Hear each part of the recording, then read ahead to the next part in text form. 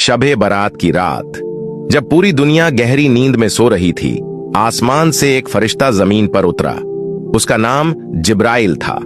वो सफेद रोशनी से जगमगा रहा था, जैसे आसमान का टुकड़ा जमीन पर आ गया हो। वो अल्लाह का पैगाम लेकर आया था, जिसमें लिखा था कि इस रात हर इंसान की तकदीर तय की जाएगी।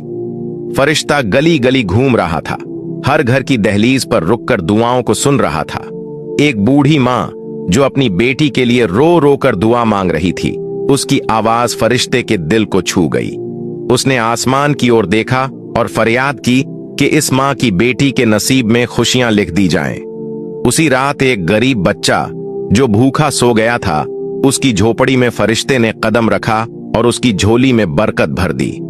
जिब्राइल ने हर उस इंसान की दुआ सुनी जिसका दिल सच्चा था और जो अल्लाह से माफी मांग रहा था।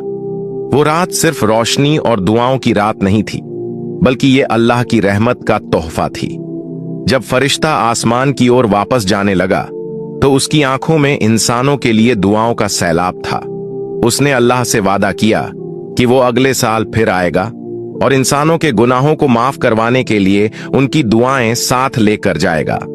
दोस्तों, वीडियोस के लिए हमारे पेज को फॉलो करें। शबे बारात की रात, जब पूरी दुनिया गहरी नींद में सो रही थी, आसमान से एक फरिश्ता जमीन पर उतरा।